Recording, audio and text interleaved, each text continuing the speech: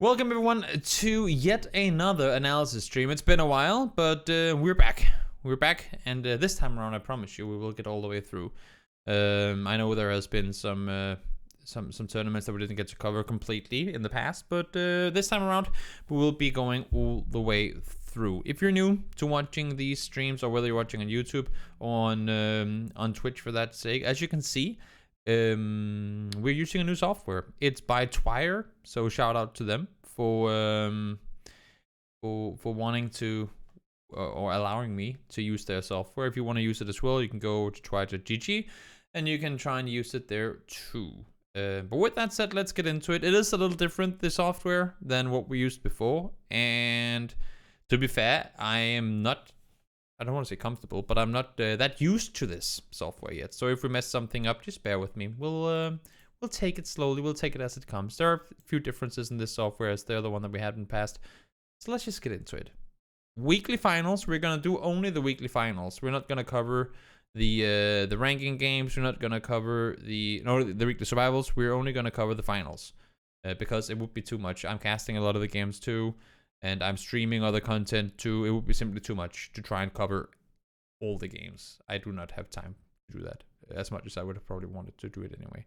So, day number 1 of the weekly finals, week 1 finals, game number 1. It happened today. Let's take a look at exactly what happened. Plane comes in, plane comes across. We'll slow it down a little bit just for the sake of everything. And here you can see how this looks different from the other software that we used to use. We'll remove the plane path real quick, and now we pretty much got everyone landed. So, pretty straightforward. It's a southern plane. It's limited where you can go, at least early on. We do see 4M go up towards the north. We have TSG go further up towards the north, but I believe this is probably going to be the furthest north you will see anyone go, especially with the circle already having popped as well. Wouldn't expect to see anyone want to loot anywhere further north. Attack all around might go a little further north to get looted, but then again, they might also just stick around on the west side and get themselves looted up out there. Let's keep it moving for a little while. There are a few differences with the drawing tool as well in this. As far as I know, let me just test it out here while we're at it. I can draw, and then once I play again, the drawing removes itself. Yes, so we can use the drawings, and then we can remove them like that. And yes, okay, I'm just trying to make sure that I know exactly what I'm doing here.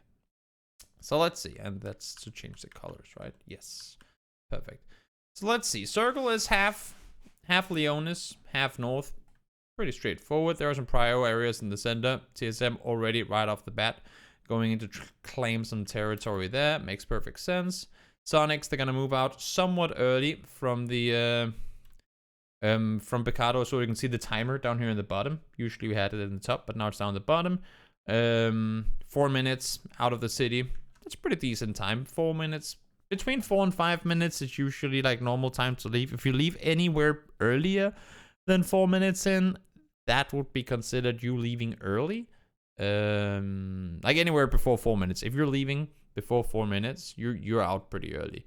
And anywhere past, I want to say 5 minutes, of course, depending on where you're on the map and depending on the plane path, but anywhere after 5 minutes of leaving your compounds, like your loot spots, I'd consider you leaving late. But I guess the first things to look at for maybe for viewers that haven't watched a whole lot of PGIs is, of course, Liquid, as you can see, pink right now, or purple. They're not looting Picado. They've given up to Sonics. No more hot dropping into Picado to try and claim the city for yourself. They are now split looting on the west side of Los Leones. We'll see if that's going to grant them any favors, or if it's going to come to bite them. And anything else we should take a look at early on. There aren't really any too massive, like other than Liquid not being the Picado team any longer, at least not in this tournament. It's pretty straightforward, really. Gen G out on the east, they're also kind of the Korean Picado team. They're not looting Picado either. I guess that's another one, because as you can see here, Sonics, they have claimed full control of the city. So, circle's gonna start closing in just a moment's time. Everyone's trying to sit tight in the center. wouldn't expect anyone to want to go for Los Leones early on, just because, I mean, it's a big city. You can always crash it late, shoot the circles, go down there, which we know they did today. But there are many other areas of the map you'd prioritize. Labadita control, the edge, like the crater sitting around up here. You gain yourself some high ground where you can look in, well, to be fair, any direction. Down here you have a good hillside where you can scout out. Hillside on the south side where you can scout out. Just anywhere with like elevation, really, where you can get good eyes on the surrounding terrain. Makes sense to play from. Oath, gonna go up and play on the top side. I have to get used to the video stopping when I'm drawing. That's just some small getting used to. It's the first time we use the program on a broadcast, so we'll get used to it, I'm sure. Just things being done a little differently. Everyone slowly moving on in. Again, as you can see, no one really opting to play in Los Leones. We do have Gen G pushing up from the south side, playing the hillsides. They'll have eyes into the city. And as well, Iononyx will be able to look south, and Loki will be able to look towards the northeast. Plenty of vision. Again, just a good elevated position. Liquid, I like the way they're splitting here. They have full control of anything coming into the city, and at the same time, they have some sort of position up towards the north, should the circles go up there. Everyone is waiting. Blue is, as you can see, slowly making its way on in. The only team we're really missing here is attack all around. And they actually opted to play on each side. This is kind of interesting. So attack all around are coming in from two sides. They know for a fact they're the only team that is way up north because the plane path was down here towards the south. You can see it as we activated that. That was the plane path. So they're pretty sure that they should be the only team up here. So should the circle go east, they'll have a chance to kind of rotate over this direction. And should the circle go down towards the west, Yanko and Swit can just make their way down in that direction without really having to expect any trouble from the hillside. So it makes pretty good sense. They're playing the way that they are.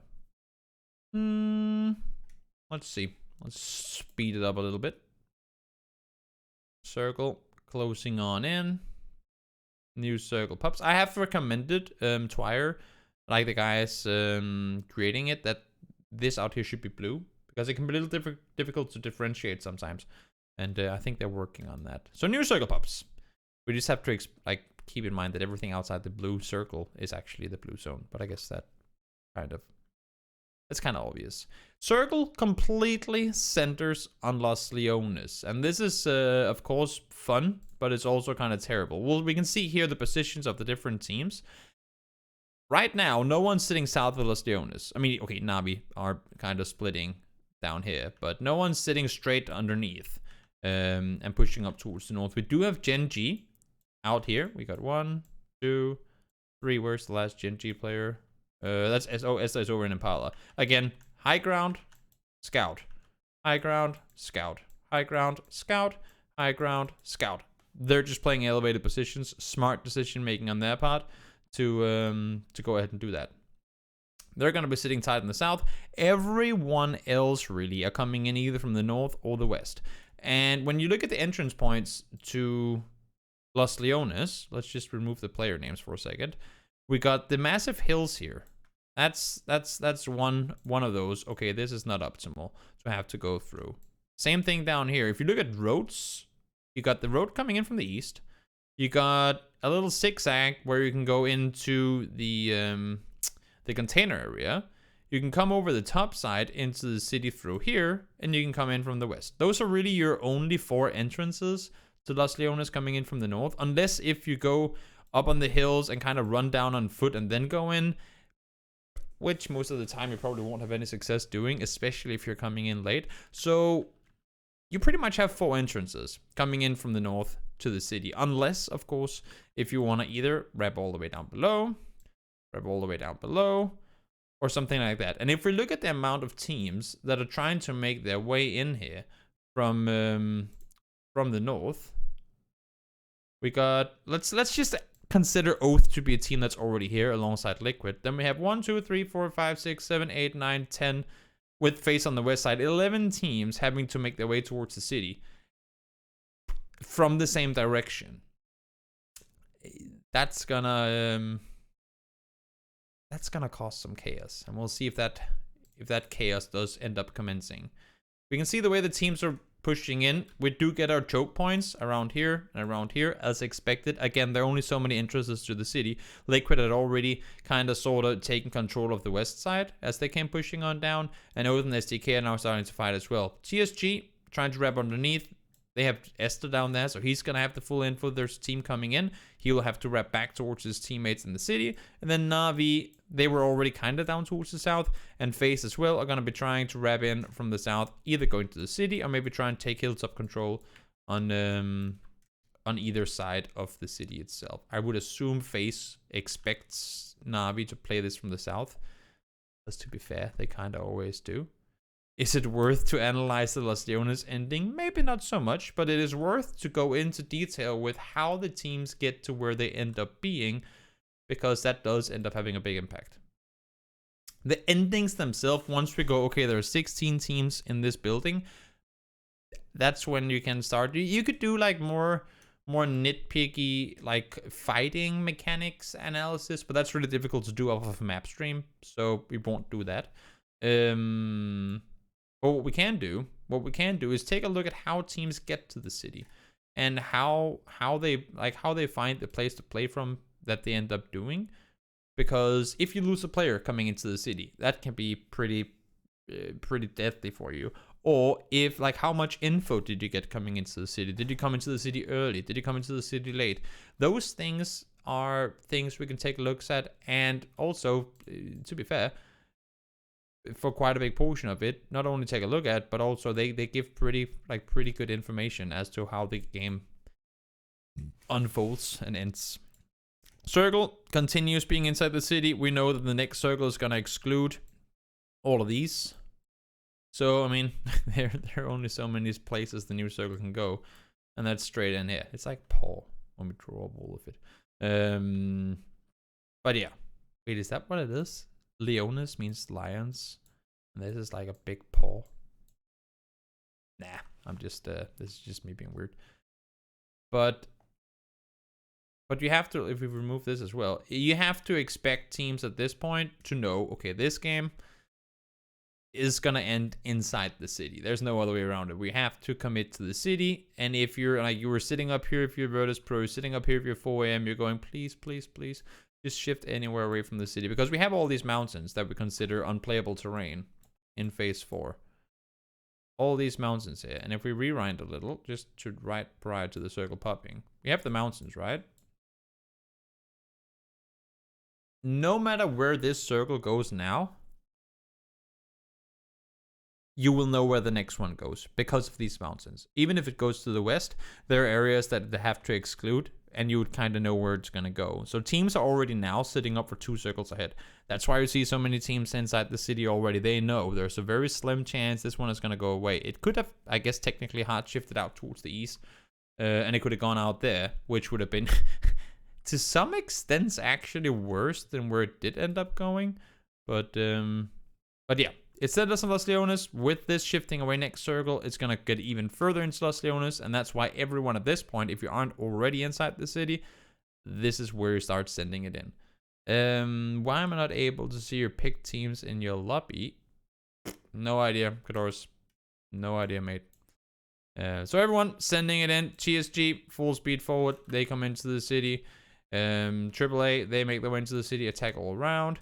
Virtus Pro, the only team that's kind of taking their time. They're having a little bit of a skirmish with Sonics. They allow them off 4 AM, trying to wrap underneath. I like the fact that they see them out here, and they try and push underneath because of it. They go, if they, like 4 AM in this position, if Virtus Pro is allowed down here to, I want to say, any of these buildings, then 4 AM are in trouble. 4 AM are already now getting shot at by STK. If there's one more team here by the time that they come in, there's no way they really get anywhere to play from in this circle. So they read the threat, they see they have people on the west, and they instantly send it down towards the buildings. I like the play. Good reaction and smart play on their part. No time to stop and sit and scout and play it slow. You have to push up because the threat from the team taking their spot is too big. What are the rules for blue in esports? I'm assuming teams know this info and used to determine what to go correctly. So Preacher, the way it works is that in phase 4 and in phase 8, the circle shifts away from water. We all know that. But it's not only water, it's also what's to be considered unplayable terrain. And there is quite a bit of that on Miramar. Why that is, I don't know, because we don't really have any of it on Erangel. But unplayable terrain is all, when you look at the map, either right now here with me, or just when you look at a Miramar map in general, all the rocks that have this kind of texture, go there, all this stuff, these rocks, this up here, this over here, all the rocks with this texture, there's more of them. Some of these as well. You know, all the rocks with that type texture. There we go. There's some of it over here. Are considered unplayable terrain, which means it in phase 4 and phase phase 8, it reacts as water. And that means, so if a circle goes here, this is phase 3 closing in. When a circle goes here and you see, okay, so this is, if we just act like this is all water. If we know the next circle is going to go away from the water, where can the next circle go? This as well, actually. So where can the next circle go that doesn't include water? It has to go over here. Does that make sense? No, of course, man. That's why we're here. That is why we're here. We're all just here to learn. We live and we learn. So everyone is expecting the next circle to go towards the west, which pretty much means just centering on the entire city. New circle pops, and that's exactly what happens. Goes towards the west. So everyone's inside the city. We've lost only 6 players so far, and everybody except for Senya and Virtus Pro are full on inside the city. And this is actually kind of ironic because I picked Virtus Pro and Navi as my 2 teams to win week 1. And I guess this is pretty telling of how it's going so far. Okay, so VP did have a decent day, everything considered, but Navi, they had they were struggling for a lot of day 1, that's for sure. Am I casting any of the weekly matches? I'm casting tomorrow very early in the morning. I think my call time is 4:30 a.m. I'm casting the seeding matches. So now is where we head into the city. Now is where from a map perspective, it becomes pretty difficult to analyze. Why is that? Because when we're in the city, this is not like Counter-Strike. This is not linear in terms of fighting. Okay, so it's not completely linear in Counter-Strike either. But it's not like, you know how if you, and I've used this analogy before, and I'm glad to do it again. When you're playing a game like Counter-Strike, or maybe other shooters like Valorant, or I've never played Rainbow Six, so I don't know exactly if you can compare it to that. But at least those 2 games. Then let's say you're on the terrorist side and you want to push into the bomb side. There is a structure where if you have your crosshair placement correct, you can clear all angles when pushing aside.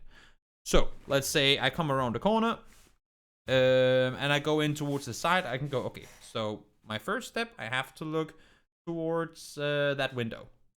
Then I can move further. And once I know that window is clear, I take my scope down. Now I can start looking towards the barrel that I know is around the corner. I see the oil barrel. There's no one there. Great. Now I can continue looking. And that way you can kind of clear the whole angle for you to push forward and know there's no one there, right?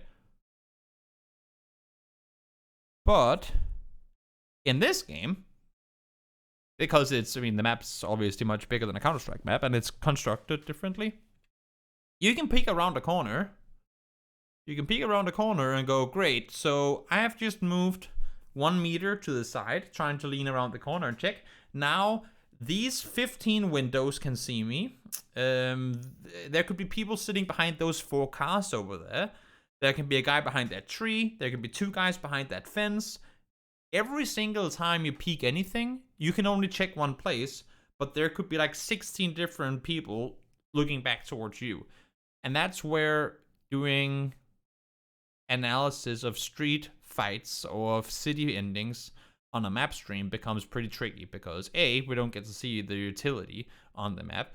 B, we don't have the full-on POVs of the players. There's a lot you can do in terms of POV. Like if we had all POVs from all the players, we could sit and see, okay, did he spot that? Did he spot that? Then there's a lot you can do. But I'm just saying, for this game and for the next one, I want to say no spoilers intended, but next map is very similar to this. It's a little difficult to go into detail with. So if this is the first analysis video you see, just don't be afraid that, oh, he never analyzes the end game, because we do. Quite a lot of the time we do go into very deep detail with the end game. But in city endings, it's a little tricky. It's a little tricky to go into too much detail on the map stream alone, because we can't see, was Uber on the 3rd floor, was he on the 2nd floor, and exactly how things go down. Just so you know. Just so you know. That was a very, very long way of explaining something that could have been done much faster. But I hope you understand what I mean. That's just too early. That's fair enough, King. I wasn't expecting you to be awake at that time. Blue, closing on in, and we can see everyone kind of getting pinned together. No one's playing the outsides here. I mean, I'm not surprised by that. You know, you have the big courtyard here. We also have the football field over here. There are some areas that are extremely open, even though it's a city that we're in. So obviously, people are going to be not playing around those. New circle pubs, we go towards the northwest. Even more so now, open, what do you call it? Construction side. Construction side will just open over here. And of course the big courtyard. Just a lot of areas in this map that you can't really play. Everyone is just hiding inside buildings, going, please, please, please, circles, end on our building. Please, circle, end on our building. That's really all you can do in these, because it's very limited what you can scout. More often than not, you're sitting inside a building, holding a door, or maybe looking out a window. But let's say 8C is in this building. He can look out. He can see this. Maybe he can scout a little to that side. But you can't really sprint around, especially with 43 players alive. You can't really sprint around all that much and clear everything. You can only stay and see what's available in terms of vision from your building. Unless, of course, if you do have to make a push, like Gen G does here. They push over. They force Furia back. I like the disengage from Furia. In this position, they're sitting in a 2-1-1 split. You don't really consider it a split because on the map, it doesn't take up a lot of space. But you have Necro on his own. You have Kill Demo and Rusty on their own. And then you have Raspu on his own to the east. Raspu reads the Gen G push perfectly. He sees the threat, knows they're coming, instantly runs back towards Rusty. I like the play. No reason to over-aggress. No reason to risk it. Just go back, play with your teammates.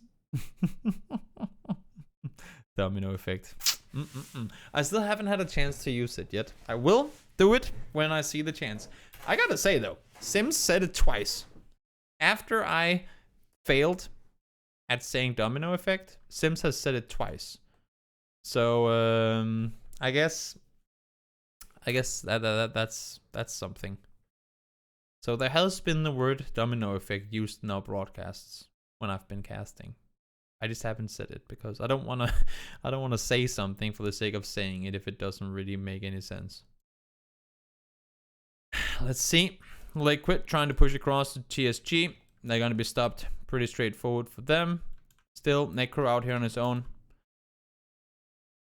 Just chilling in the open circle. Again, a lot of open terrain here. FaZe Clan just chilling in their building, trying to make sure now to contain. That's what you want to do here. If you're inside a circle, especially if you're on the edge, contain. Make sure that no one's coming in here, because once they do have to make this push, taken for granted that they have to.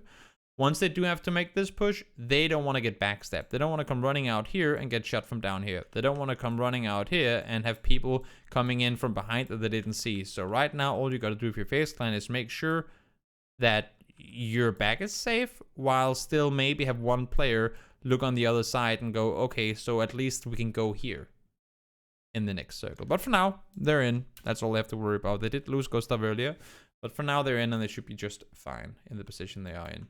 No one's down towards the southwest, which is of course terrifying because it just means that there's that much more pressure up on the north side in the whole, what do you call it? Kind of industrial area of the map. TSG are down by FaZe Clan. Volley tries to cross. There's a bit of, I think it's a broken van that he's hiding behind down here. all the fights. It's pretty funny how everyone's fighting in. I mean, if we do this, how much of the circle is this? There's so much space down here that can't really be used for anything because it's an open courtyard, right? Imagine the solo player that got to prone down here. He'd have gotten second place this game, potentially even first. Base crossover when they realize there's no more threats coming in from the south. They try to hold the east side.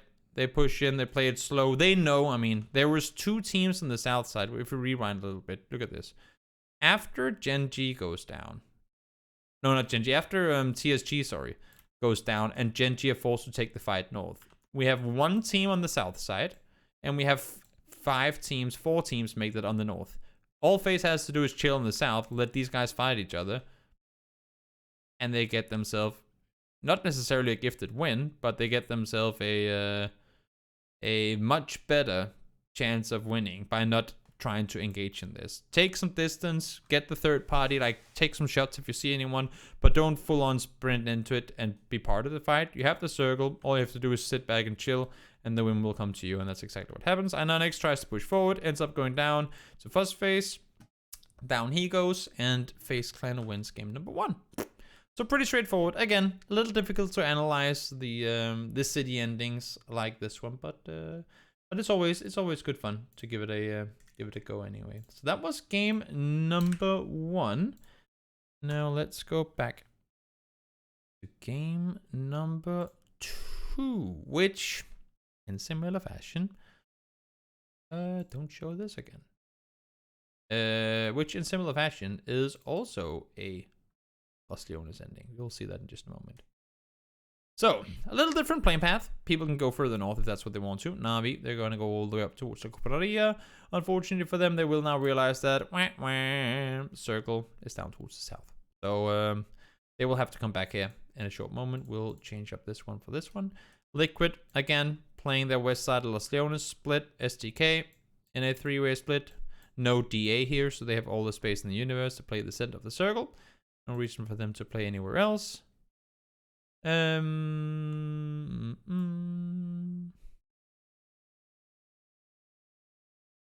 nothing else is really too interesting in this. I am a little surprised that... No, actually I'm not. Never mind. I was gonna say, I thought first this was a Gen G player. I was like, what the hell are you doing all the way up there?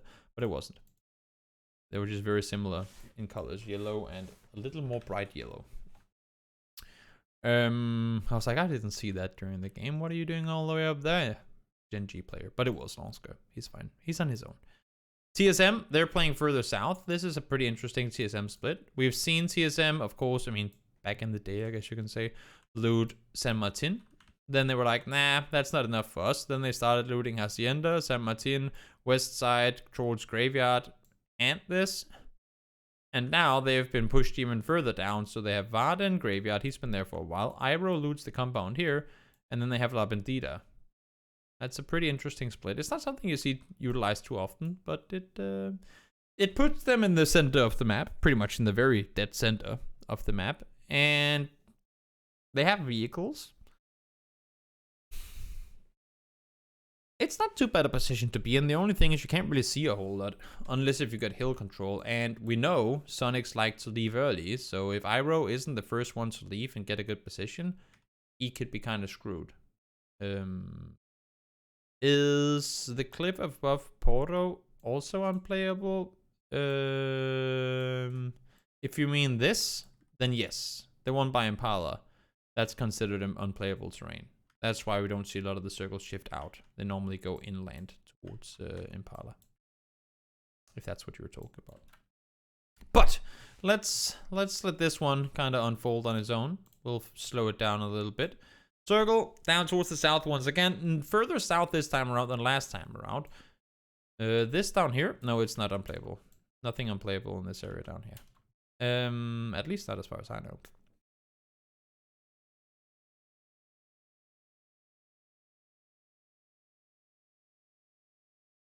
I don't mind spoilers. I mean, when I do these analysis streams, the only time I don't like spoilers is if I haven't seen the games prior myself, and I think it's fun to kind of go and explore by watching the analysis streams, or by doing the analysis, because it keeps me on my tippy toes as well, trying to spot things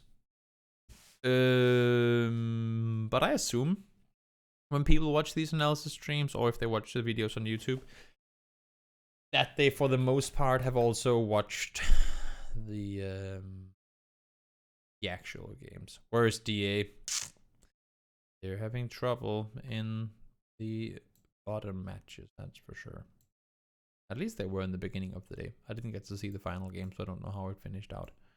Now let's see. Furia, wrapping underneath, similar to what Navi usually does. Thing is, Navi, they landed in La Copraria, so they're gonna be coming in super late. Here they are. Down they go, towards the south. Face already down here already. And everyone's trying to grab a spot on the south side. Again, why is this happening? Because, similarly to what we saw last game, these rocks right here, we've drawn all of them. There you go. These rocks right here, since we know phase 4 wants to shift away from those particular rocks, let me just remove this and it's easier to see. We know phase 4 wants to shift away from this. So there's a very big chance, and something we see very often, that the circles will go here. Because they have some of this in, they get pushed out. They have some of this in, they get pushed out. Or back towards the west, to be honest. But it's very rare that the city kind of just forces itself in between all those rocks. That requires a very specific phase 2 and 3 shift.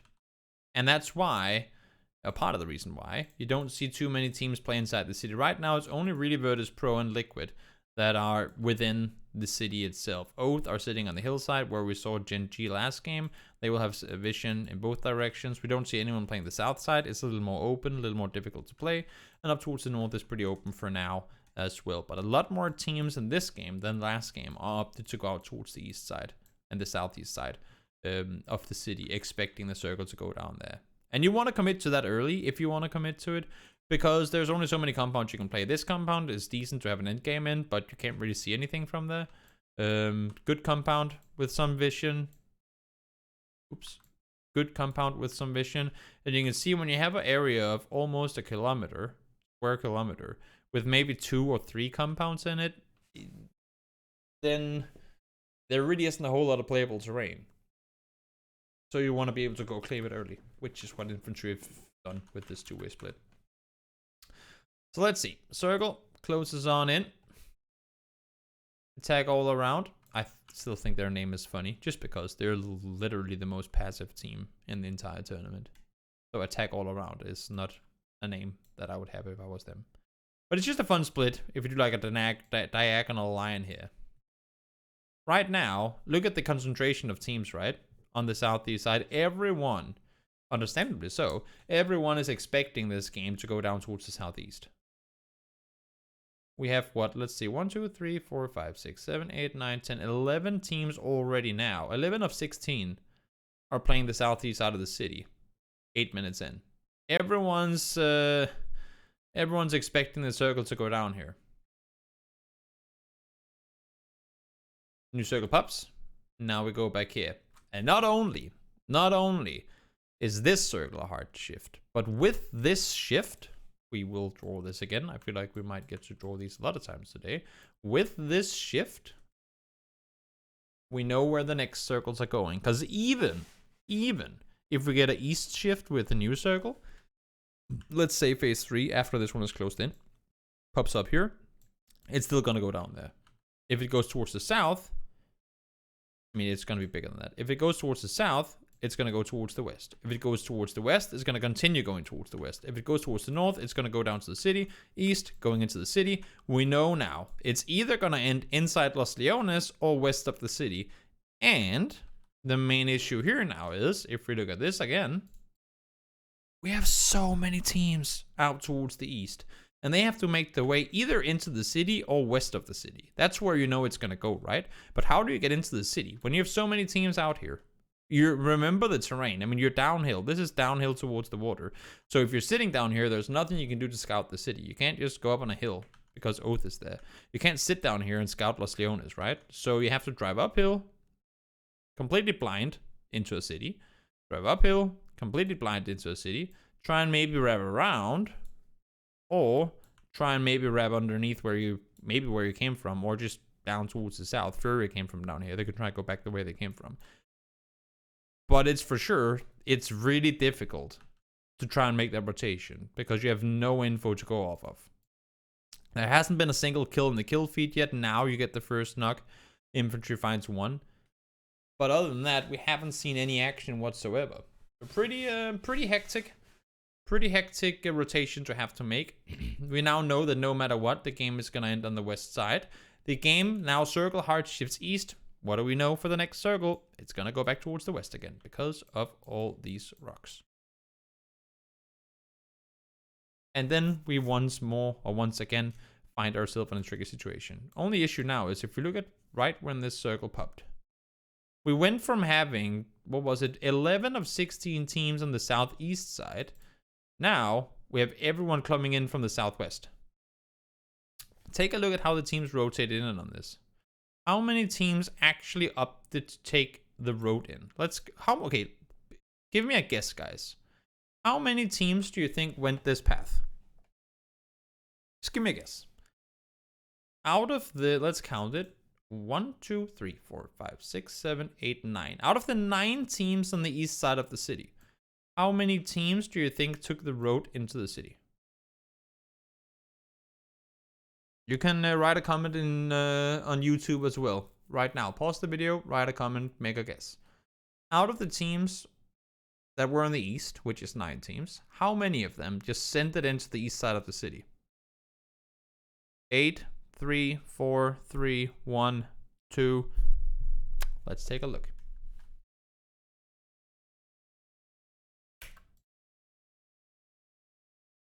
One. Both were already up there. There was it made sense for them to go that way. TSM goes in. K7 goes in. Furia goes, nope, we're wrapping around. Gen G goes, nope, we're wrapping around. 4AM, they're going on a wild picnic up here. They're wrapping around. Afrika Freaks going, nope, we're wrapping around. Gen G going, nope, we're wrapping around. Infantry staying on the east for now. 2 teams. 2 teams end up going into the city straight from the east. And one of the funniest things are, just keep in mind, when the circle is on the city, when the circle is in the city, keep in mind where Afrika Freaks are. Just for the sake of remembering things. They're all the way down here. We already have 1, 2, 3, 4, 5, 6, 7, 8 to some extent, 9 teams inside Los Leones. And Afrika Freaks are down towards the south, or still having a hard time. They can't figure out where to go. They've heard shots fired over here. They've heard shots fired here. They've heard they saw fights happening up here before. As far as they know, every single entry point to the city is them having to take a fight for it. But look at the city split right now. This entire east side of the city, it is more open, to be fair. There's more space between the buildings. But it's completely opened. And this is a really smart read, in my book at least, by Afrika Freaks, wrapping back towards the northeast. Because they, as some of you, didn't anticipate a lot of teams to have gone through this way. And they know now, because the west circles that just came back, 2 of them in a row, that they should have space to move in from the east. And they do just that. So smart play, in my book, on their part, and making their rotation north around in that, on this area of the map. Very smart play. Now they have plenty of space up towards the north, where everyone else are completely cramped inside the center of the city. Circle, send us up once more. Everyone cramming their way, fighting their way through the city. Not exactly an easy thing to have to endeavor. We still have those similar to what we saw down here. We still have the big football field. Open area. There's a few of them, a few open areas that you don't really want to traverse. But everything here is just urban fighting. Again, hard to really do proper analysis of from a map stream, so we'll kind of just let it play on out, and leave it be for now. New circle closes on in.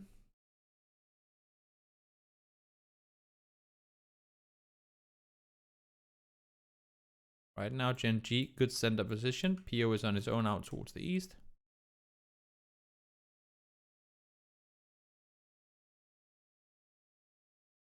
Infantry tries to make the push through. Not gonna happen. GSG, they have full vision down here. It's like the 5-story building here. They can see everything from where they're positioned. And even if they get players knocked, they can't really do anything about it because they can't push them. So, at least for now, they're sitting very, very well inside the building.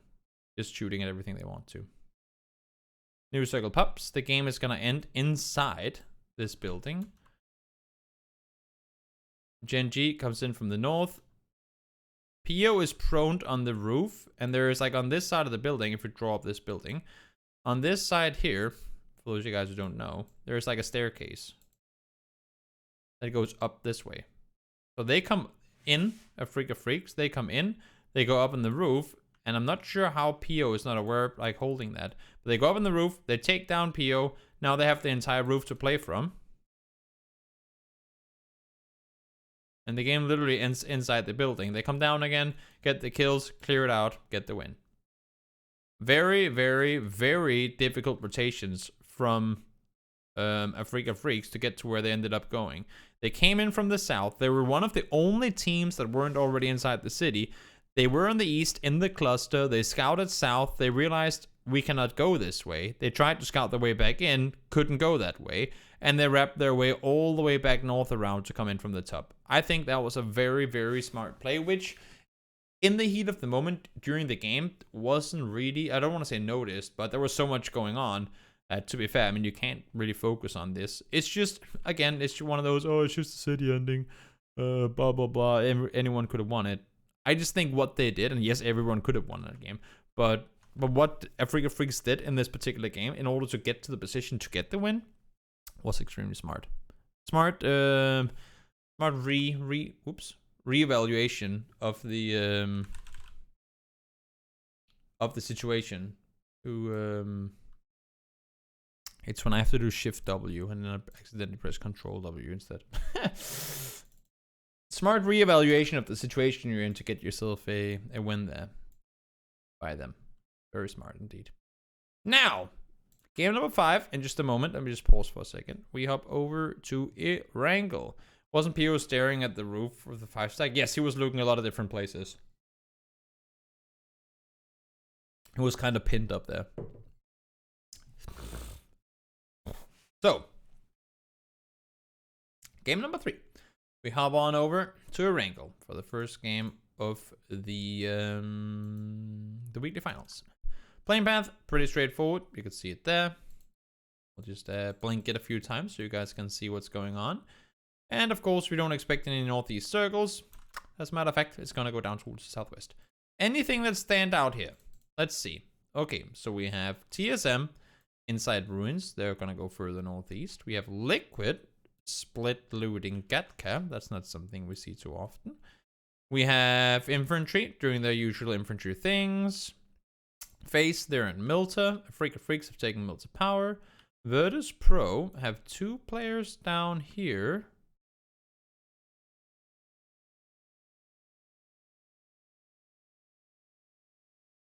I did not notice this during the game.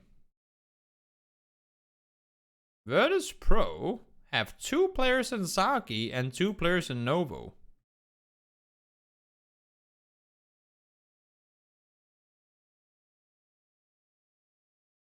Huh.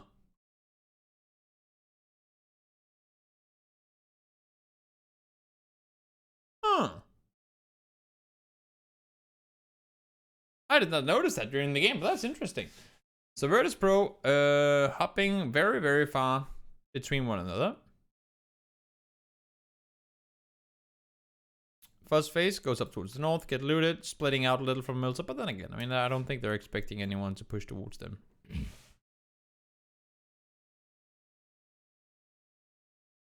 STK wrapping on over. Again, pretty straightforward circle, this one. Of course, there is a lot of water in still. But it should be pretty straightforward to rotate into. STK, TSG, sorry. I like the fact that they rotate through. There's logic behind it. Yeah, I mean, there's gotta be. They're a smart team. Hirosen is already out on the edge. Spiro is coming over as well. We still have Lou and Sarky. He's in the blue now. I've got to ask Batulans about this. I did not notice that during the game.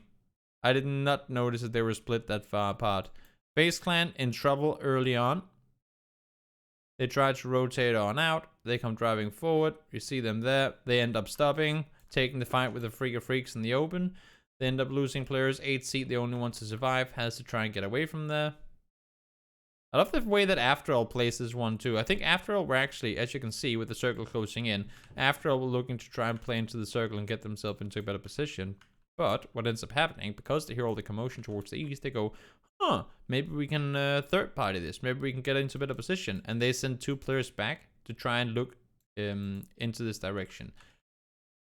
To be fair, that is probably the first time I have seen Attack All Around. Did I say After All? Sorry. Attack All Around. Do anything that is remotely aggressive. Thank you. Thank you, Attack All Around, for doing that. Because when you have a name and it includes the word attack, I feel like you should do that also sometimes. And they're playing extremely passive. So seeing them go out here and try and hold off, even if it's just for info, it's a I don't want to say aggressive play, but it's a contact play. It's them going up and saying, we're ready to take the fight here, let's do it. I like the fact that they go up now. Fight is over. They didn't get the knocks, the kills they wanted to. They fall back. Pretty straightforward situation. Pretty straightforward play. They make a good decision in that one, and they make their way back. TSM coming in on the west side, wrapped all the way around. We've seen that happen before. They do it once more. Spiro and Hirosen are on the north. Batulans and Lu are there. I'm still confused by this. I did not notice. I mean, again, similar to before, it's the game where a lot happened in the beginning. How did I not notice this? I'm sure Pansy and Hypok probably noticed it during the game and probably talked about it too. I didn't see it. I was doing a lot of other stuff this morning while the games were going on. So it's a little confusing to me, the way that this one is playing out. Virtus Pro trying to fight their way into the city. Here they go. They make their way into Prim. They still have players up on the north side. Let me just remove the grid real quick. We don't really need that for now. They're still in the blue. They're tanking blue for a long time here. They're tanking blue for a long time. They're trying to get back to their teammates now. The circle goes north. Batulans, Lu, they both have to go up here. They both have to say, you know what, guys? We were the ones trying to get down to you. I think it's your turn now to try and get up to us. And hopefully TSG didn't take all the cars and they'll have a chance to wrap west around. If not, then I'm not sure exactly how Spiro or Hirosen are planning on getting up towards Lu and Batulans. But you cannot give up this north side position trying to get down to your teammates in the south. They have to come to you instead. And this circle is really difficult as well, because you have this big field, which, I mean, all this is big field with the exception, of course, of the compound. And you have a big open field over here. And you have a big open field down here. And all these places are essentially areas you can't really do too much in. Yes, there's a shack there. Yes, there's a little dip down here. But with all these other compounds and areas still in the game, it's really difficult to utilize any of what we just draw up. Even down here as well. The big open downhill open field is difficult to utilize too. So plenty of areas that are technically in the map and technically playable are at this point becoming very, very, very difficult to utilize, because you know for a fact there's going to be teams set up in positions where they will punish you for going into any of them. So if we count out all the stuff that we just drew up, it leaves us very few places left to play. Liquid are still maintaining a split. They have teams up on the cat hill. I like to call this the cat hill. The little cat. We have Mexi. I don't know if he's in the middle of traversing or if he's just sitting tight. And we have Clip and Evie in the compound. I like the split. Right now, there's not really an immediate threat to the compound. Maybe they'll push down. Maybe they're waiting one more circle to push up. I'm not expecting that James would be sitting here alone. He probably has a bike or something like that, so he can get down to the compound fast if he has to. Yeah, there you go. As soon as one player gets up here, they heard one vehicle. They don't know if it's one guy or if it's four. As soon as they hear a car come up this hill, they both immediately send it back down. I like that play. No reason to take the risk. That's why you split. That's why you're splitting compounds. Why HC is pulling up on them, I'm not quite sure. Maybe he didn't hear them leave. But he ends up paying the price for it, that's for sure. Here comes TSG. And why stop on the hill? You know, why stop to scout when you can just full speed YOLO into a compound? Asked the analyst, not expecting to get an answer. Why stop on the hill and scout if you can just go Leroy into the compound? And Yamsia is just gonna chill on his own now. 4 AM, come up over the hilltop. They take the fight to SDK. They end up getting, they get 2 kills early, and this is where I was surprised because then they drive. Wait, I have to take a look at this. We're gonna rewind. I just need to keep my eyes right here for a second. This was so confusing. This right here. Forever and God V go into a car, drive up, drive straight through Purdy Curdy, and end up dying. I saw it in the game and I was like, what were they doing down there? You just killed 2 of them. You just killed 2 of them as you came up the hill. I think it's because they left their vehicles down here and they wanted to go back and pick it up. But you just killed 2 SDK players. You didn't get a flush, which means you know they're in some sort of a split. Yes, okay, there's a chance they were further down towards the south, but why wouldn't they have been shooting at you then? Instead, what they do is they run out in the open. They know Gen G is down the hill, so they could be shooting at them. And they end up losing 2 players because of it. I was very surprised. And also, where do you, like, in what situation do you really need a vehicle up here when you're 4 alive? You're pretty much, like, you would most likely play on foot. Unless if the next circle hard shifts north and you have to crash into here. I don't see why they wouldn't just play on foot on the hill instead of kind of YOLOing into it. I don't know. But surprised to see them losing 2 players there for sure. Infantry, try and wrap east around, take the fight to attack all around. They need to, I mean, all the teams on the south side here, they need to try and get a footing on the hillside. Fighting their way through. I like the way that SDK managed to push underneath, maybe grab themselves some placement points. 10 teams alive, 9 teams alive, trying to stay put. Circles continue becoming increasingly difficult. Circle now, I mean, we drew up the area before. This here is just a big field. It's a big, flat, swampy looking area, and you can't really use that area whatsoever. So, again, a very big portion of the circle, practically impossible to put to use because of the way the compounds are positioned. There's no one down here right now, unknown to most teams.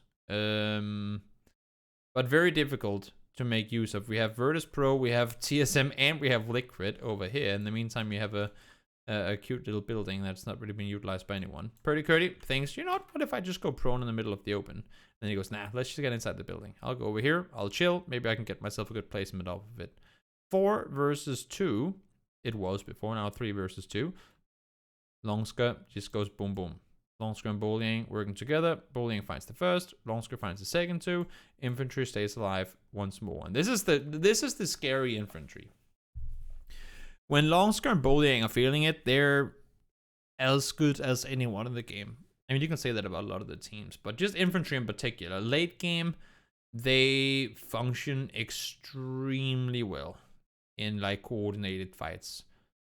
We haven't gotten to see too much of it because they've been losing players early for reasons, to be fair, rather unknown to me. But once they're playing late, good example is the game they, to be fair, ended up losing, but a really good game they had on Erangel in the ranking decision games where they ended up losing to DA. Just overall, if you go back and rewatch that game, very smart decision making. They were down towards the shark fin compound. South of Farm on the Erangel, and just the way Longsker pushed out on the beach, the way they were playing that whole game was very, very smart.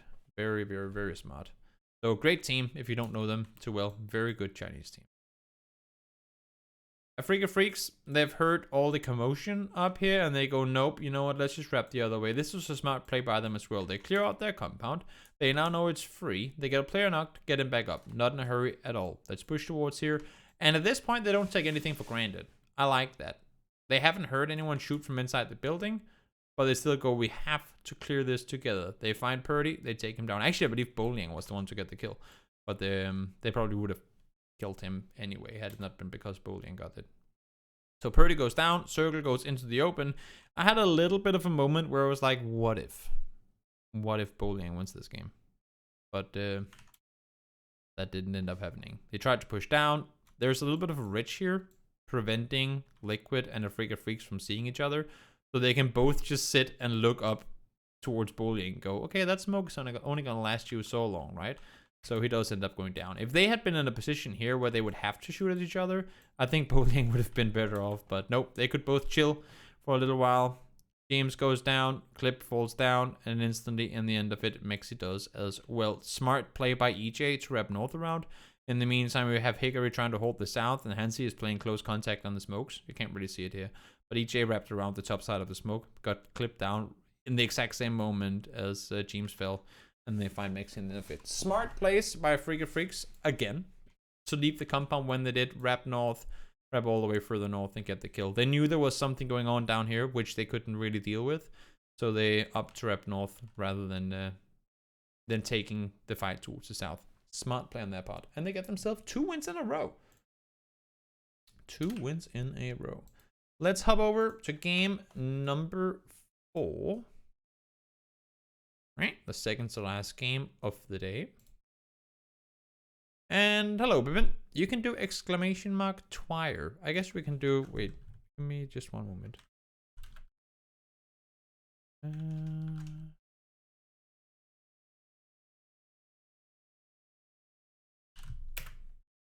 we'll just copy pasta this. There you go. Own game versus just tournament games. It's I believe you can search up all games. I'm actually not sure, Bibin. I'm pretty sure you can search up all games. But you can go on to Twire.gg and explore yourself, and you'll find out that way. Let's see. Game number 5. Playing much further. Number 4, sorry, make that. Much further to the north to this time around. Where are we going? Where are we going? Where are we going? Towards the west once more. This time around. Is it gonna be a Sarky ending? I've hoped for it so many times, and I've never ever gotten to see one. I never get my Saki endings. Liquid are down towards the Gatka side of things once more. TSM loading split. STK plenty of space. 4 AM got school and apps to themselves. 8C this time around. Last game was Fuss Face. Not sure why they swapped around. Last game was Fuss, staying up on the north side towards Shelter.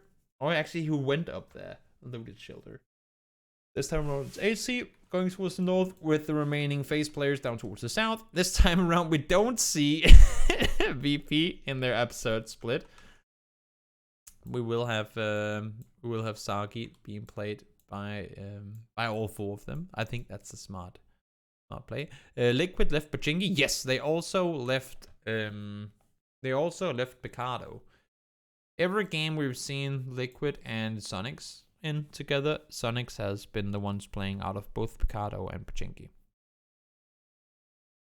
And to be fair, it works better for them in many cases. For Liquid, that is. Especially in circles like these. They get to move earlier. So, Savior pulls up towards Virtus Pro. And if you ever talk to Patulans about this compound is Patulan's baby. I mean, you don't come up here and contest this compound for fun if there's Virtus Pro players around. They get this compound, they come in, they claim it, they take it back, and they say, hell no, it's a K7, you ain't gonna get this. This is a fun circle though, because I mean it's not evenly split, it's kind of sort of evenly split with the water. There is, I guess you could argue, a little more landmass to yeah, there is more landmass to the north than there is to the south. So let's see. Okay, guys, how many teams? We'll see where teams are right now. How many teams do you expect to be sitting north of the water by the end of this circle, and how many on the south? Give me a guess. Hey, Tala, how are you doing, buddy? Long time no see, and thank you. How many teams are on each side? Right now, we have, let's see, 1, 2, 3, 4 teams, 5 teams on the south side that has to make their way in. Oath still in Kametsky and Stalber. They'll probably just wrap up north. STK wrapping north. 7 north, or 7 south and 9 north. Okay. Let's see. Let's see how it rolls on in. How is the split gonna be? More teams are going north. Is FaZe gonna wrap north around as well? Wait a minute. That's not true. There's no way in hell. There's no way in hell. They just shot from here over there. I think that was a little bit of an error. I mean, that's an impressive shot. If you can shoot from here, that's some good shooting. But I think that must just have been a bug.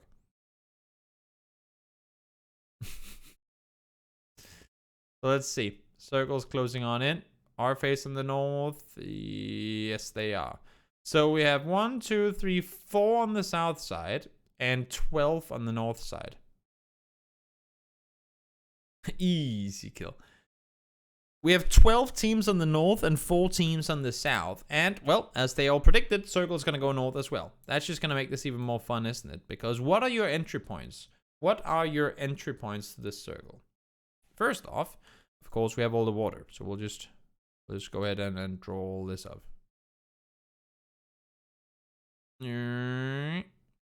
Of course, you can cross over the water. You can cross the bridge. We'll do it in this color instead. You can cross the bridge. And then to the east, we have this massive mountain. Block or hill. I don't know if you would call it a mountain or hill or whatever. But you have this big hillside blocking off all the vision. So if you're coming in east of what we're drawing right here, you won't have any vision on what's going on over here.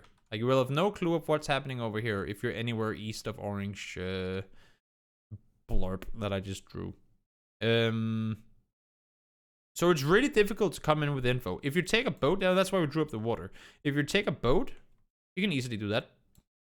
You won't have any info. And also, you won't have any vehicles. And the thing is, if this game ends here, let me just remove all that we just drew. If this game ends in this field,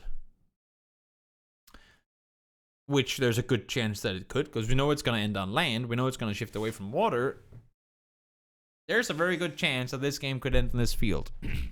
So if you're coming up here, and the game is going to end in that field, and you don't have a vehicle, first of all, how the hell are you going to get to the field? If you're out here, you have to play on foot. Good luck getting there. Second of all, once you're in the field, how in the universe are you going to get yourself any cover?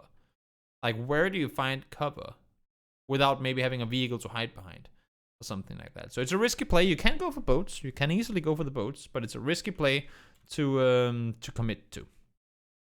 Everyone wrapping north around, of course. GSG down towards your south. You can't see them right now because of my big fat webcam, but I'll try and I can. Did you see them in between the webcam and the title on the bottom? There they go.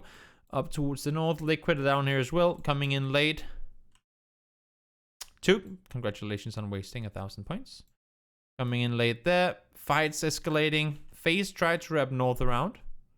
STK had already done the exact same thing. Infantry are actually up here as well. Did infantry get through? No. They go underneath and take the fight to Oath. FaZe tried to commence the fight on the top side as well. It just becomes a big cluster up here. When we have a massive fight in the bowl going on between Oath and infantry, they just full on commit to the fight. Then we have FaZe Clan going, we can third party that, but then realizing, wait, SDK is here. And then right behind them comes Navi. Just everyone's making their way up in this direction, and it's just a clusterfuck. Right now we have 6 teams next to each other here, and it's just chaos, chaos, chaos. Everyone starts taking casualties. FaZe lose players. Navi lost 2 trying to manage and make their way through. STK has to come over and try and take control and get them taken down. They do succeed in doing just that. Nice hold from STK on the hillside to take control. Navi wraps back up the hill. Senya wanting revenge on his fallen teammates, trying to see if he can get some info towards the east. TSM plays the middle of the field. Yeah, STK played this one really well. We can go back and take a look at it again. STK came in from the south. Right? Or I guess the east, I should say. Southeast. They come in early. Phase 1, they're already rotating. We're at 5 minutes now, and they've been rotating since just now. So probably left around an early point. I mean, to be fair, they do commit. They commit north. They expect the circle to go north. They go up. They realize, okay, we got Virtus Pro inside the compound. We can take the fight. We also kind of don't have to. So let's just fall back. They know they have Virtus Pro down there. They don't know how many players are alive in the compound. So they back off. Fully respected. They keep Luke on the south side. He can get info. In the meantime, they have the guys up here because they know. Should the circle go north, and probably even if it doesn't, to be fair, we will have people coming this way. Because, as I was saying before, there are only so many... Like, if the circle ends anywhere here. If the circle ends anywhere up there, there are only so many places you can get into the circle from. Do you want to go through this big city? Let me remove the names for a second. Do you want to go through the city? You do not. Can you go over this hill if there's a team there? You cannot. So the only place you can really get into this is by just full speed sending it down this road. Which is what SDK knows people will do. And because they don't want to drive straight past the compound and this ball where there can be teams, oftentimes teams try to wrap north around. And that's why SDK goes, we could take the fight to the team that's down here. We could also just sit up here and wait for potential teams to come up towards us, which, if we go a little further forward, is exactly what ends up happening. So smart playing by SDK to position themselves on the north side and sit tight from there. Can you cross the bridge and then go through the city? I mean, yes. You can. That is also an option. But that didn't have anything to do with SDK. You can also cross the bridge, go all the way down, go up, and then come back in this way. If you really want to go sightseeing in North George. But that also doesn't make any sense. So the field is of value right now. Liquid from the west side, scout forward. They go up here, they get high ground control, they look towards the west, they go, where can we go? What is available? And they say, great. Okay, let's wait next circle. As a matter of fact, nah, let's not. Let's just send it. Full speed forward, they go. They want to go over to the dip. It's a very good dip. It's actually where TSM end up playing from. You have a little bit of, not only is it like a bowl, but it's an elevated bowl. It's like a fortified bunker. Not a bunker, what do you call it? Like a, you know where they have like the sandbags in all the old war movies? The sandbags and like the gun on top of it? That's kind of what it is. It's like a gun tower up here. You'll see, like if you watch the game, if you go back and watch the game, you can see TSM playing from there. They'll come pushing in a short moment. That's where they wanted to go. 4M was there. They have to settle for the dip below instead. Then they go, settle? Hells no, we're liquid. We can push. They go all the way around, and now they come over to the west side compound. Over on this side. They lose one player getting there, I believe. No, they already lost clip earlier. And the circle is hot here. And while this was happening, I was going, please just hard shift north. Please just hard shift north. Because I've never, ever seen a Sarky ending in competitive PUBG. Never, ever. So hopefully, hopefully someday will happen. This circle, I mean, as I said, me and Paperthin were watching the game together. I said, Paperthin, even though this game is not going to end inside Sarky, it is close enough that I'm satisfied. That's what I said to him. It's close enough and I'm satisfied with it. I like the timing of the push here by TSM. They came over and took over the spot that Liquid were in before they saw them leave, so they knew it was open. And once they know that Gen G, because right now they haven't started fighting yet. Furia, all four are up here, right? Watch this. Once they're still playing passive below. They know if they start running up now, Gen G will just shoot them. Like, there's no way they can have a fight going on with 4 AM while Gen G is standing up here looking down towards them. So, what they do is say, we gotta sit tight. We know a team just came in here. We heard the vehicles from Furia. We know there should be a team on the hillside too. So once this fight escalates, which it's doing now, look at the reaction from TSM instantly. There's the knock. There is the action in the kill feed. Now is the time we push, take the position, and play underneath without anyone shooting at us from behind. Very smart play from TSM. Very smart timing. Waiting for the fight to erupt on the top of the hill in order to get the good position underneath. And now all they have to do, having cleared out 4 AM, is sit here, look this direction, and go, great, now we're the ones containing, whereas we could have become the ones being contained had we not decided to push when we did. So a smart play by TSM, which essentially, I mean, in the end of it, kind of was a winning move on their part. At least they granted them pretty much a guaranteed top spot in the game. Virtus Pro playing the north side of the road, or east side of the road, I should say, trying to sit tight. Came down from the hillside. They've been quiet for a little while, but there was a lot of commotion over towards the east before. I mean, they were sitting in this compound holding off teams trying to play the dip on both sides. And I believe at this point already they have like 9 kills. So good game for them for sure. Hey, Mihai, thank you so much for the 100 bits. Much appreciated. I have notifications turned off. Or at least the sounds turned off while I'm doing these streams. So bear with me. This was an interesting situation. Okay, so again, smart decision making being done by TSM. We have a situation where Anonix is still alive. He gets found. He is trying to cross on a bike. On a vehicle. I think it was a bike, but I can't remember now. He tries to cross over. TSM is shooting at him. I believe it's TSG that ends up getting the kill on him, but he goes down. But he was knocked first. So TSM knows there are more Gen G players here somewhere. We don't know where, because they haven't seen PO, but they know there are more Gen G players over here somewhere. What else do we know if we're TSM? They come up here, they clear, they go, great, now we know that this is free. We should not have to worry about more teams on the south side of the road. So what do we do now? They know there's a player over here. They know there's a team over here. They know for a fact that Gen G are pretty banged up. Like that's just a fact. They know that Gen G have lost players. They just saw one go down. They saw them go down in the kill feed earlier as well. And they know there's a team over here. They haven't really heard or seen anything in the kill feed from them. So odds are there's quite a few alive on that team. And what do they do here? I think many teams would have tried to push in this direction. That's where it's funny to me. Many teams would have pushed over here. You know it's a weak team. You know there's just one guy alive. Let's push over here. Let's clear him out and get ready for it. But what would happen as a result of that? You push over here. You try and clear the solo. Maybe he gets a knock. Maybe he doesn't. Doesn't matter. They'll come charging and they'll come charging. And all of a sudden, you're the victim in the third party fight. And that's the last thing you want to be. You don't want to be the one that is kind of the ham in the sandwich, as I like to say when I'm casting. You don't want to be the filling. You want to be the bread that helps close on in.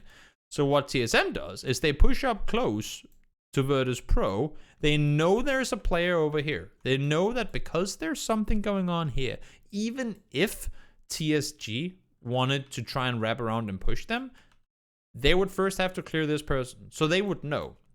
Also, Wookie is in a position where he can see pretty far this direction. So even if TSG wants to push this direction, they will know in due time. So by going towards the east and taking the fight to Virtus Pro, they're pretty much just allowing TSG to go, oh great, look at this, a third party opportunity. And they can push in as well. That way, becoming the bread rather than the ham in the sandwich. So 2 decision makings from TSM. First one, to push up here while the fight was escalating in the south. And second one, to make the committed push to take the 4v4 fight, knowing it's going to be a third party on the team you're engaging rather than you being the victim. That ends up working really well for TSM. Smart play on their part. I like it. Very smart way of thinking. And then we're going to get Dofus or someone coming into the channel and go like, Toby, that's not at all what we're thinking. But if... I'm just trying to put myself in the mind of the players, and that makes perfect sense to me. The way that this one unfolded. They get the control, they split out, they take full charge, wrap over, get the kills, get the win. Great game for TSM. This is the TSM that I like watching. The ones that aren't necessarily just full on YOLO into things, but know that oftentimes not taking a fight can be better than taking one. And oftentimes putting yourself into the situation that could be the terrifying one can also be the one that'll grant you wins. Because maybe, I mean, other teams, looking at this situation, for example, right? TSM does the right thing here, waiting for this fight to erupt, then they push in. Other teams would have maybe gone, ooh, they're going to fight. Let's try and third party, and then we'll push into the circle afterwards. But there's so many things that can go wrong by trying to take that fight. Here they know they have a vulnerable team sitting in a prime position. Let's focus on that, and then we can take then we can start killing these guys afterwards from a better position. It's just, they think further ahead, and I think that's very smart. I think that's very smartly done. That was game number 4. One more game left on day number 1. Game number 5. Because that is the number that comes right after 4.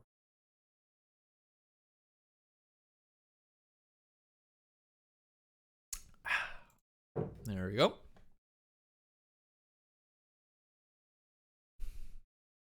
Morbid with all the gifted subs. That is super kind of you. Again, I don't have audio on the because we're doing this, but the overlay was there anyway. Thank you so much, and congratulations to everyone getting themselves some gifted subs. Say thank you to Morbid, and yeah, much appreciated, buddy. You know it is.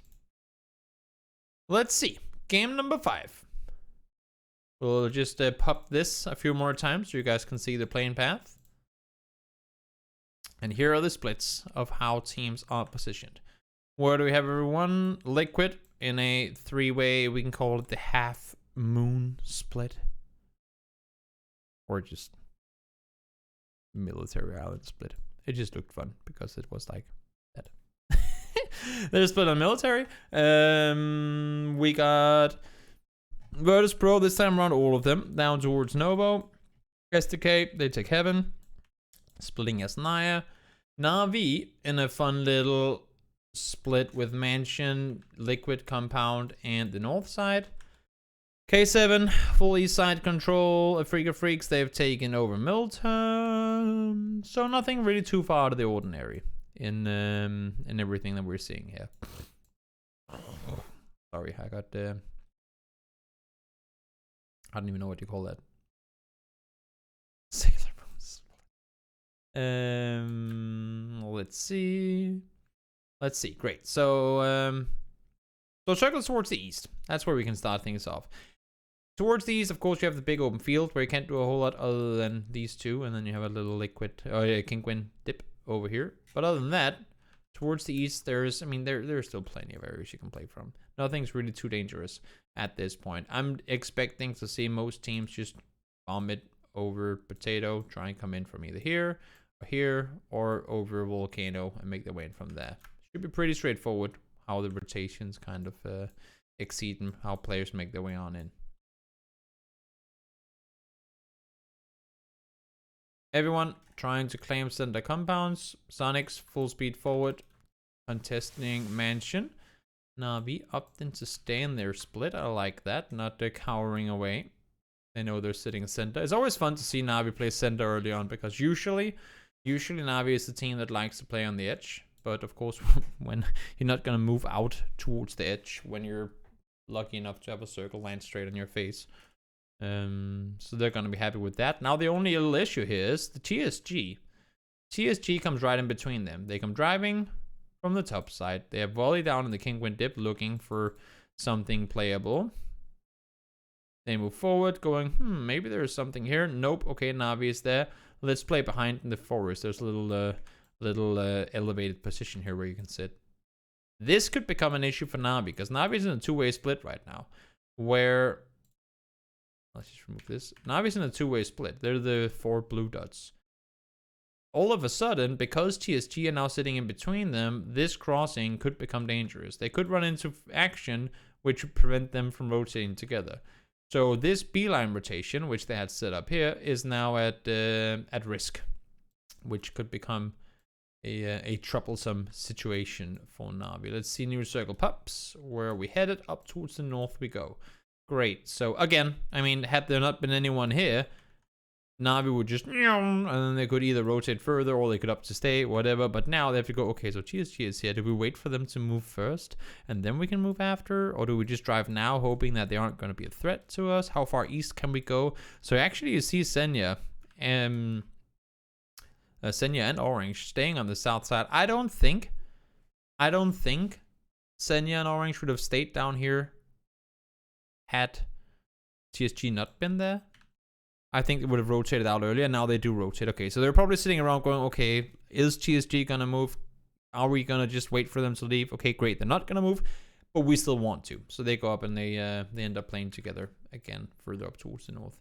In the meantime, Liquid coming in from military, of course. Usually they're much faster to these compounds than they are now. Circle goes north. They go, great. Plane was somewhat towards the south. We can see it again. So no one should be coming in from up here. I mean, this over here should be pretty much free of charge, right? Given the fact that the plane was literally on the other end of the, or the other side of the island. Which means if there's no one playing over here, odds are there probably won't be anyone all the way up here either. Unknown to them, Gen G is up here already. So they go up the hill. They end up taking the fight to Gen G. It was a very interesting fight, happening much earlier than you'd normally think to see a fight like this go down. They end up completely slaughtering them. I believe they got 2 knocks, yes, but they get both the players back up on their feet. Gen G goes 0-4 against Liquid, and they go down. Circle now goes towards the west, and similar to what we've done before, we can do this draw up again. I'll take the new circle, cut a line through it diagonally, and look at this split of teams. We got 2 teams on one side, and because, I mean, Gen G went down, so there's only 15 overall. We got 13 teams. 13 teams having to make their way into this circle from the east and the southeast. Now, what, not threats, but what obstacles do they have in making their transition into this? This is a big forest. That's going to be kind of annoying. This is heaven, and we know that's, I mean, you can't really just push into that. You can try and fly over, but yeah. Big open field. Big open field. Goes kind of like this. So the approach from the east is actually pretty terrifying. Yep, obviously you have a big open field down here as well. But the east side approach is actually pretty difficult when it comes down to it. So what you can really do here is, I mean, you can try and take the road, but there are so many compounds with people that can be shooting at you, right? What you can do is either you can try and rip all the way north around, or you'd have to try and go in from the south. I think for many of these teams, they want to get over towards Yasnaya because, I mean, if all goes wrong, at least we're inside the city. But it's just, how do you get there? It's how do you get there? There is no red and, look at the colors here. There is no red and green. We have kind of bluish red. There's no red and green. I'm sorry. It's a new program, new colors, King. That's just how it is. Maybe we can ask them to add red and green. Either way, everyone's coming in, and as you can see, let's just rewind a little. Now I lost my talking point. You can't really go through, like, from here all the way up to here. It's extremely difficult and dangerous to rotate in. So most of the teams you'll see trying to wrap over or below, and that's exactly what we end up seeing. Everyone's wrapping around. Everyone's wrapping around trying to get in. Sonics do go through, but that's obviously because they're sitting here. They can look this way. They drive up this way. Everyone else are wrapping around. Which again ends up leaving a big void down here because obviously teams can't get there. VP coming in super late. We'll play the hillside. Circle goes west again. Everyone's expecting it to go away from water towards the whatever. But it goes down towards the southwest. And now we're in a 50-50 split with a city and a big open field. And this is where, I mean, to be fair, you do your math and say, okay, so what are the odds that this one compound in the field, or this or one wizard tower in the field, is not taken at this point? You do your math and you go, great, okay, there's no chance those 2 spots are not taken at this point. Then you go, okay, what are the odds that we can get our compound in the city? Probably pretty decent. I mean, Yasnaya is a big place. We can probably get a house or 2 for ourselves. Great, how do we get there? And then you look at Yasnaya, okay, and you go, okay, so what is the least prioritized area of Yasnaya in a circle like this? You know this is going to be taken. You know this is going to be taken.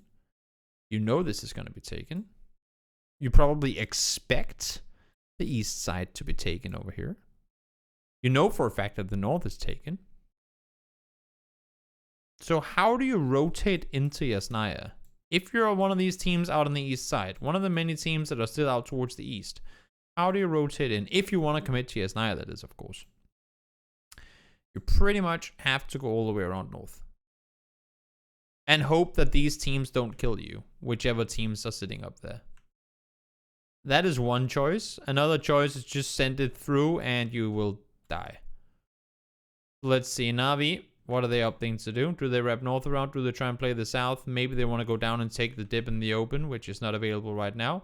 They go into the blue. They rep all the way south around. They end up losing 2 players because of it. Now they're stuck in a field behind face.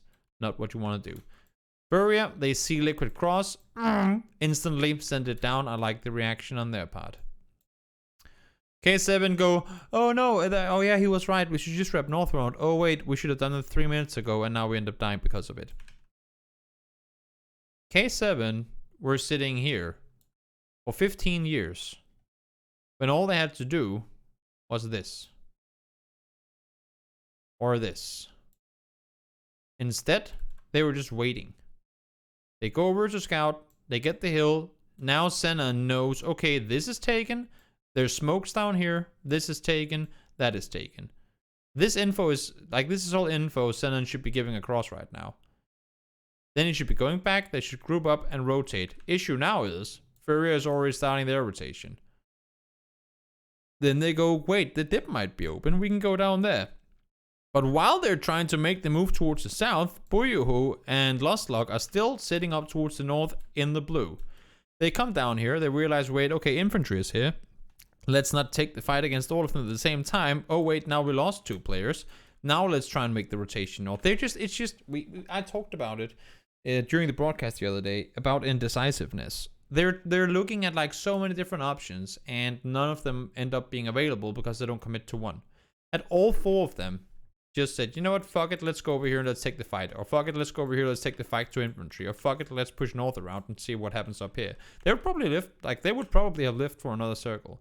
Because they would have been catching Furia midst their rotation, driving side by side with them and maybe getting to the city. They could have tried and crash down here. They could have done many things. But because they go, oh, we could do this, oh, we could do this, oh, we could do this, oh, we could do this, oh, wait, now the time is gone, we're dead. They end up dying. They end up driving in blue, they end up going down because of it, and they never get inside the city. So, decisiveness. Committing to decisions. It doesn't always have to be the best decision.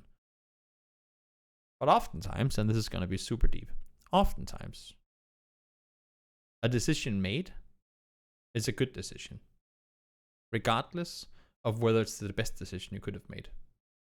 Either way, it's going to be better to at least commit to a decision than dying trying to find out what you want to do.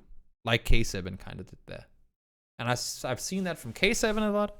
I've seen that from Ram a lot. And I've seen that from Attack All Around a lot. Where they want to do something. I can see what they're trying to do. I can see what they're... I mean, I obviously cannot hear what they're saying. But I can see what they're trying to do according to where they are on the map. And what they're looking at. Like when watching the games too. But it's like, just do it. It's literally Shia LaBeouf. Just do it. Just commit to it. Just go there. Instead of going, oh, we can also do this. We can also do this. I don't know if it's an IGL that just needs to like slam the hammer on the table and go, great, this is what we're doing. Decision made. Let's go. They seem like they're having a really hard time committing to decisions. Which ends up getting them killed sometimes. Or oftentimes, I should say. Is it big stage fight? I wouldn't think so. I wouldn't think so. I mean, Ram have played on stage before.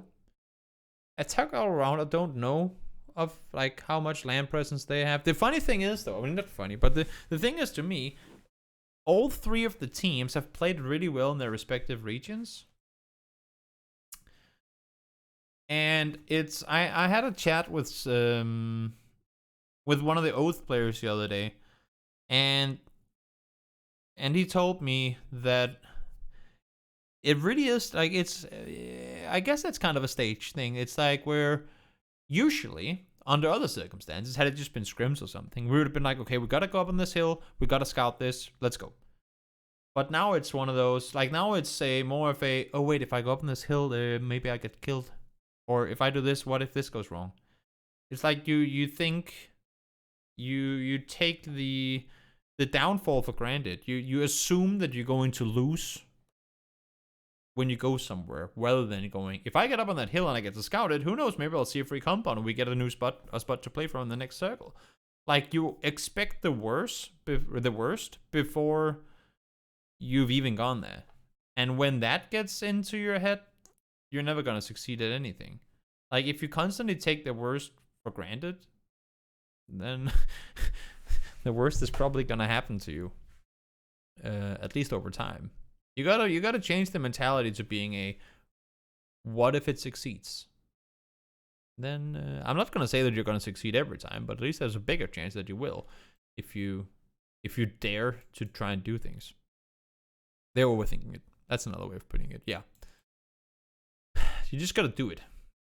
Especially in PUBG, where a game is literally like PUBG is literally a game of seconds. It feels longer, it feels slower because they're not shooting, or they're just looting, or they're just scouting. But when it comes down to pushing the compound, if you're the team that gets to that building 3 seconds before your opponents, if you get out of the car, I mean, to be fair, right now cars don't matter, you can sit in the car and shoot too. But if you get out of the car, if you get ready, if you get your weapon reloaded, if you get healed up, whatever it is, it's a matter of seconds. I don't care about the 30 minutes a game can take. Every single fight and decision you make in a game of PUBG is a second, like, is based on seconds within the game. And a lot of that comes down to making decisions faster. Like, that's probably one of the biggest. If we could chop off time, let's say we are a team that we always leave at 5 minutes into the game. We leave our city. We want to leave at 4. What can we do to get out of the city faster? Committing to decisions faster is probably a big portion of it. Looting and stuff, yes, okay, you can learn to loot better, but that's only going to give you so much time. Making a decision and going with it, that's probably going to be like the biggest cutoff opportunity for you. So everyone that committed to the city at this point are going, ugh, because the circle didn't go into the city. I like how this became an inspirational stream instead of an analysis stream. That was never really intended, but it works. It works. Circle pretty much just excluded the entirety of the city, with the exception of these 2 long buildings and or the house and the prolonged shack thing, and 2 apartment buildings. FaZe are still up in this area, of which name we shall not mention, at least not on broadcasts anyway. And everyone is fighting in the city, and that's what FaZe are waiting for. They're sitting up here. They're just waiting to see how much chaos will there be here. Maybe we'll see the guys down here, but you have to, in order to get vision on that hillside, you have to overextend. Not overextend, but in order to get down here and get eyes on the wizard, first of all, when you're on the side, they'll see you. But also, I believe from below, they will see you push over the top, so there could be more teams shooting at you. And I think that's why FaZe are playing it a little slower, not extending down towards the wizard. Circle shifts towards the north. If you're in the field right now, it's a matter of finding a hay bale and getting real comfortable behind it, because odds are you're going to be playing in the open for quite a big portion of the game. Move from hay bale to hay bale, full on D-Day, get off the beach, push forward, find every cover that you can, make your way in. And for the teams up here, fortunately, I want to say, fortunately for FaZe Clan, I mean, there are 2 guys in this compound. Volley's up close. Oh, is he actually inside? I don't remember. But Volley's up close, and the Freak of Freaks don't really have, I can't really focus south. Had Volley still been over here, shooting this direction, it would have been much harder for FaZe to make this crossing. But Shanjian is there, Peng is there as well. Circle goes towards the west now. They will have a chance to try and wrap further this way, of course, out of fear of being shot at by the teams above. Liquid still inside the buildings. Teams up against the wall, trying to push forward. He gets eyes in the field. They have to make the run in the open. Not gonna happen. 8C on his own. Tries to sit tight. And, I mean, while everyone else here is fighting, if you're Freak of Freaks, you can't really focus Liquid right now. If you're TSG, you can't really focus FaZe right now. You know there's a team right next to you. You need to deal with them first. And then you can focus the others. So for 8C or EP and Clip, this is a chance for them to get into position. Clip tries to get up close, ends up going down. 8C falls down as well. James gets EP back up. I'm actually not completely sure why Clip pushed up here. So he gets a knock. And then, okay, then he gets taken down in return. Okay, so they were all 3 focusing him, because TSG were allowed to run out the other way. Okay, so maybe a bit of an overextend from Cliff. I'm not sure if it is. I think there is a universe where he gets up here, but even if he does, like, because he gets that knock, that buys the time for EP to get James up. So maybe had he tried to go the other way, there could have been a way for him to stay alive, but it's a difficult position to be in.